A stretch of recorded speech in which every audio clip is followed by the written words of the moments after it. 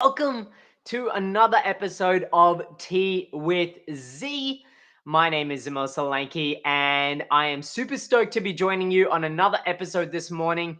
Before I really deep dive into today's topic, I just want to obviously give a very special thank you to all of you that sent out a birthday message or well wishes or whatever it was, smoke signals, fax. No faxes.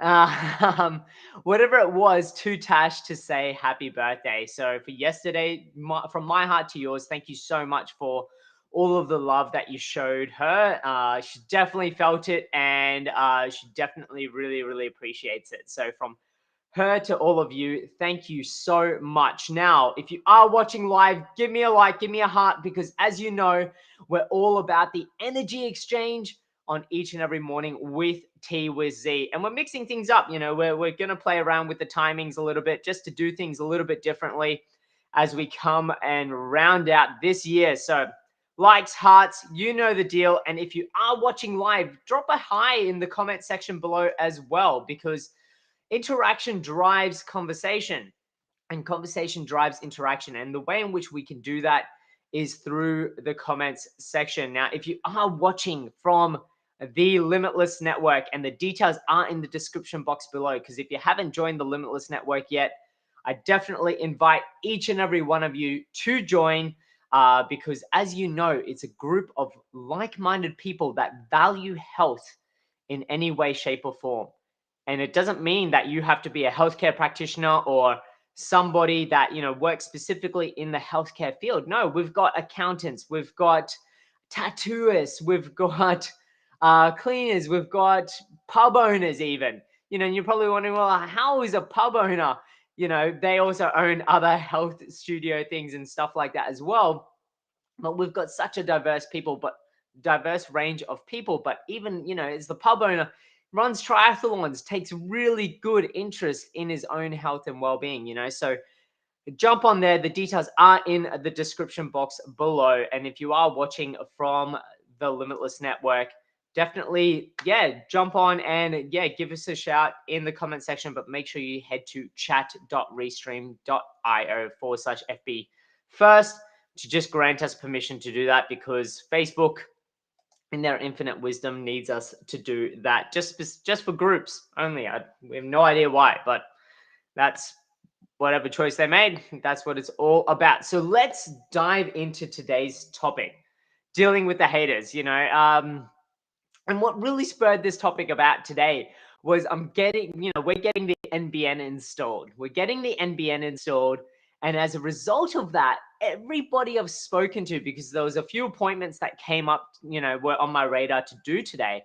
And I said, well, look, I actually can't do that because I've been given this window, this blockout zone that we just need to sit and wait. Obviously, I'll keep myself busy with Sarah, because as you know, today is daddy-daughter day, and not daddy daycare, definitely not daddy daycare, but it's daddy-daughter day. So I get to play an active role and an opportunity to parent, but also get the opportunity to get the NBN installed today. Now, everybody have spoken with tells me terrible things. And I think you could probably say that for a lot of telecommunication companies generally. They generally get a really bad rap. But let's specifically talk about the NBN today. And tell me about your experiences. Drop a comment in the comment section below. If you are watching now live, or if you're going to watch a replay later, I'd love to hear your experiences. And in the Limitless Network, exclusively in the Limitless Network, I drop an episode of Tea with Z on Fridays only. And so jump on into the Limitless Network to check that out for tomorrow. But I'd love to know your feedback, because everybody I've spoken to has just terrible things to say. And what I really wanted to delve in today was, imagine if NBN Co was your company, was your health business, was your business, and you valued health or the well-being of your community, but you were getting such a bad rap for the efforts and what you're trying to achieve. Just imagine, take a moment here just to let that sit in. Imagine if that was your company. Now, we've always seen, Google reviews. If we run a business, we don't get 5-star reviews all the time. At the end of the day, if you did have 5-star reviews all of the time and you jumped on as even a consumer or a patient and you jumped onto that business, would you query it? Would you query and go, wait a minute, could they be that perfect? If they've got 50 5-star reviews and that's it, could they actually be that perfect? You also then go, well, wait a minute, they sound too perfect. It might be too good to be true. So, how do you strike this balance? And what do you do when dealing with the haters? How do we respond to that as healthpreneurs? Because at the end of the day, as healthpreneurs, we're not always the most loved profession. We need to have tough and challenging conversations sometimes with our patients and our customers and our consumers, things that they don't want to hear, things that they don't want to acknowledge. And when we're undertaking elements of change, and I've touched on this earlier in the week, when we're going through periods of change or undertaking elements of change management, well, how are we doing this not only for ourselves, but for what we're trying to impact into our community or with our patients? And for example, the NBN. What are their processes to undertake this change? What information have they communicated with me? All I've seen is, letters like this saying, final reminder, you've got to switch to the NBN.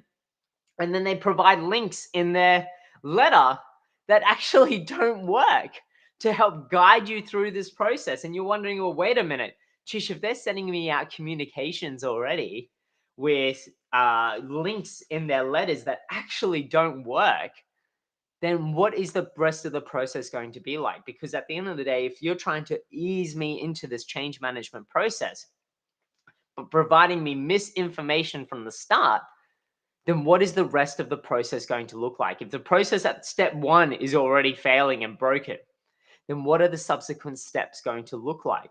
And so my question to you today is, as a healthpreneur that is trying to make meaningful change in your community, and or even for yourself, for your own health and well-being, what is your change management process look like? And how are you dealing with things that aren't going according to plan? Where are you seeking feedback? Where are you debriefing? Where are you reviewing your process and actually identifying areas of opportunity, areas that could be improved? And how are you then responding to feedback for that? I was just chatting as well with another, friend, also in the healthcare profession. She just bought her first really nice car, really nice car. And she's had, nice cars in the past, but this was one of her dream cars that she's bought. And she does big commutes to get to her workplace. And just talking about with us her experience, that purchasing experience, about all of the friction points that were along that way. And her as a healthcare professional, she deals with, high stressful situations in her profession and has to make very quick decisions. Whereas the purchasing of a vehicle is quite an invested decision. You do a lot of research, you undertake it. If you're sitting in an ER ward, you're not going to go and the doctor says, hey, we need to take you into surgery right now. You're not going to spend days going, hey, let me research this surgery. What are the risks? What are the benefits and all that sort of stuff? No, you're going to get, you're going to get a very quick spiel and going, these are risks, these are the benefits. We need to go now. What do you want to do? Whereas a car is quite an invested decision. And so she took her time and she wanted to get as much information from them as possible. But there was so much friction in trying to get that information. And then when they finally made the sale and got that done, they sent out a survey form. And they sent out a survey form with the premise of anything below a score of 9 gets sent to head office. And so already they're creating an element of bias to go, well, wait a minute, we don't want your honest feedback. We just want you to make us sound good so then head office don't come down and grill us. But in her nature, she gave honest and constructive feedback. And how did they respond? They responded with blame, with justification, with deflection. Their egos were denial. Their egos were flaring up and going, wait a minute, no, this was your fault. You expected too much from us. And I'm talking about simple things of, hey, when I took delivery, I just wanted my personalized plates installed. And they didn't do that. So basic things like that. We're not talking big ticket items here. She wanted, a grand party and, champagne bottles, and popping corks and all that sort of stuff. No, she just wanted basic things sorted out for when she took delivery of a vehicle. And these things weren't still done. She laid down clear expectations and they weren't able to deliver on it. And then when seeking feedback, they then had their egos flare up. And so when we're dealing with the haters, not even the haters, but people that are wanting to give us constructive feedback, how do we respond? How do we respond as healthpreneurs when we've got such an amazing opportunity to actually listen to that feedback, take it on board, and see it as opportunities to improve? As opportunities to improve. Now, sure, some people might come out and give, feedback that we're like, you know what, that's just BS. This didn't happen or that didn't happen. But still, where are the opportunities in that? Where are the opportunities that you can then leverage to ensure that that same situation won't happen again? But if it happens again, it can be handled more effectively in the future to get a better outcome, not only for the other person or the consumer, the patient, but also for yourself. And if you're even doing it for yourself and your own worst enemy, and you're giving yourself terrible, feedback on your own health journey, you're going, damn it, why did I do this and all of that? Well, where is the opportunity then to actually look at doing something a little bit differently? Whatever's done is done. You can't go back and change it. But what you can do is you can then put steps in place to ensure that the next time you're faced with that challenge, or you're next faced with that person that doesn't align to whatever you're doing, how can you do things differently? So that's what I wanted to leave you with today. I wanted to leave you with today is going, well, where do the opportunities lie for you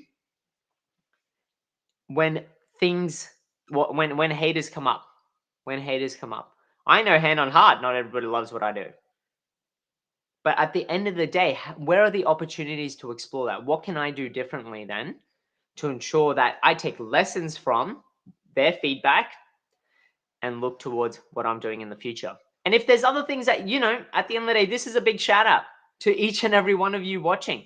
What could I do differently? What could I do differently to help empower each and every one of you on these episodes? And I've asked for, your opportunities and your insights before, but definitely at any point in time, drop a comment, send me a DM, whatever you want to do, because at the end of the day, this is me getting up in each and every morning and having a conversation, having a two-way conversation. And you can make it as two-way as you like, because like I mentioned at the start, drop comments, send me a DM, whatever you wish to do. Because at the end of the day, Tea with Z is exactly that. When you're catching up for a cup of tea or something, you don't usually just have it, it's not tea by myself. It's, we're having tea together. And so that's it from me today. And if you want to join me for tea with Z or whatever beverage you drink in the morning for tomorrow, be sure to head to the Limitless Network. The details are in the description box below, or you can scan or head to the link on the screen at the moment. Because on Fridays, we drop an exclusive episode of Tea with Z there. So that's it from me today. Have an absolutely amazing day. I'll fill you in with how we go today. Fingers crossed all goes well. And before we leave, and yeah, thank you so much for jumping on from the Limitless Network as well. I'm going to throw this comment up here. As you can see, unfortunately, it comes up and says Facebook user, but I want to know who you are. So I'm going to give you a personal shout out. Gavin, my man. Gavin, amazing healthpreneur. So somebody that is so invested in himself. So Gavin, thanks so much, mate. Thanks so much for your insights and for jumping on and all your love and support, mate. So, and yeah, if you want to be like Gavin, Gavin's joining us exclusively from the Limitless Network. Jump on in there. The details are in the description box below.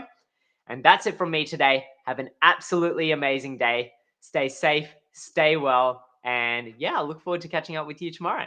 Bye for now.